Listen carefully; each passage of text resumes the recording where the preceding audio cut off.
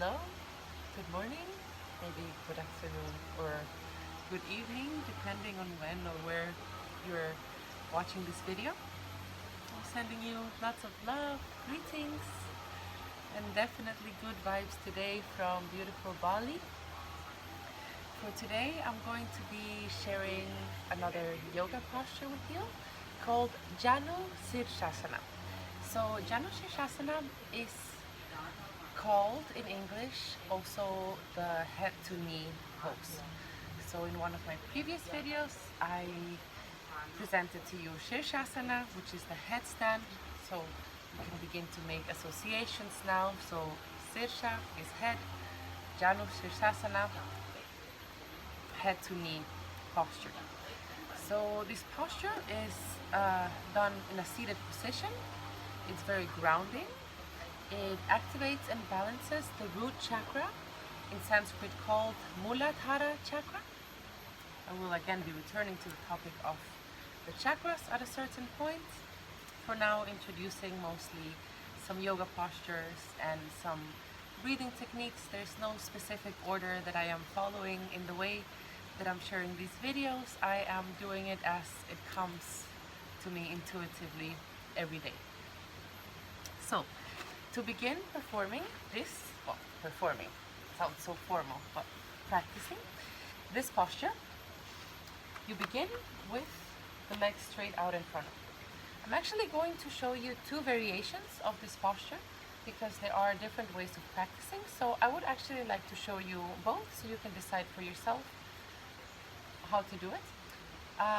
It's a polar asana, meaning that we do it on the left side and then also on the right side. Beginning with the left side, you keep your left leg stretched out in front of you and you bring the right leg inside. So maybe because you don't see it from the side, with the leg stretched out, you will bring the heel as close to the perineum as possible, grounding the leg at the side. So bringing it here, and now the first variation that you might be familiar with is one in which you stretch your body upwards and you bring the knee to your nose, letting, if possible, your head rest on your knee or your shin, wrapping the hands behind your foot.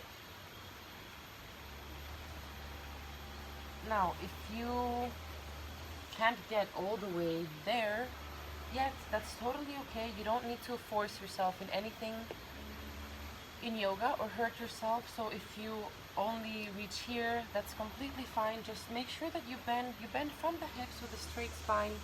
And once you find your limit, maybe pushing gently every day a little bit more. It'll happen organically. So if you're here, that's fine.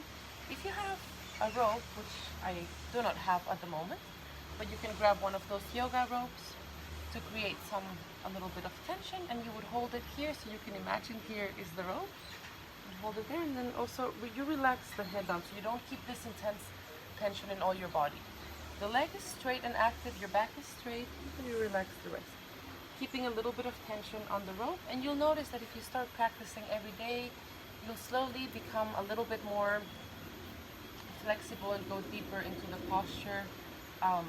But doing it in any way that is available to you will have its benefits. It activates also a lot of the energy flow through the left side of the body and the back. So that's the one variation. To balance it out, you would do exactly the same thing on the other side. So stretching the right leg out, bringing the left heel into the perineum, stretching up and down.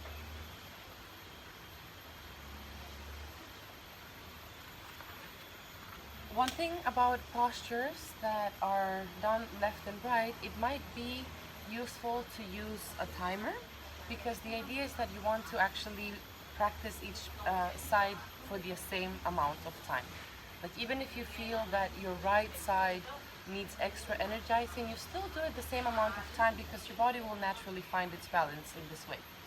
So you can use a timer. If you have an ability to hear or like really feel the rhythm of your heart. You can also count the same number of heartbeats.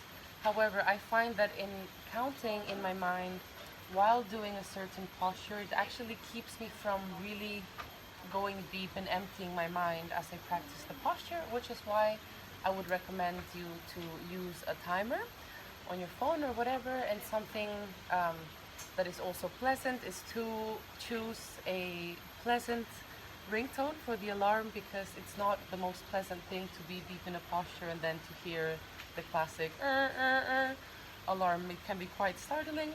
So you can find a ringtone that is pleasant, put it on a low volume that's just enough for you to get out of the posture.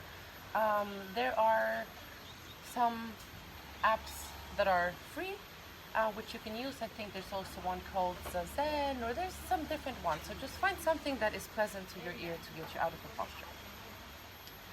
And now, just gently move this little ant aside, because it looks like it might be a little hungry. Or, not sure, I just would rather not get bitten.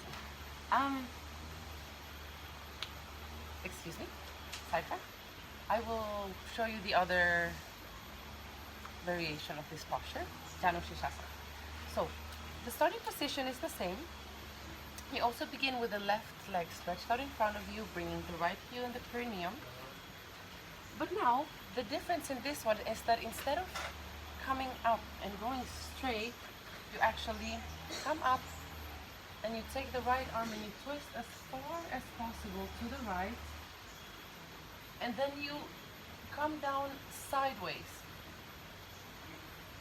So you grab a hold of your foot with your left arm and you come sideways into the posture. I'm going to speak like this because otherwise I think the sound goes the other way. But when you do that, you open up the shoulder, opening the chest, and then the head. So in that variation, it stretches more the right side of the body when you come down than when you come forward.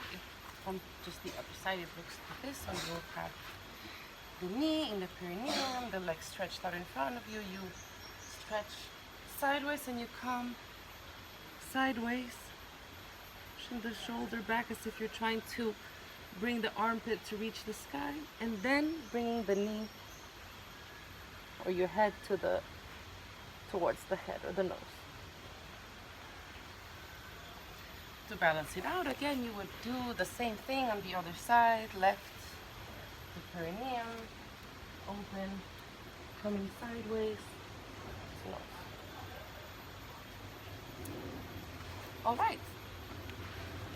So that was the asana for today, Jānuśīrṣāsana.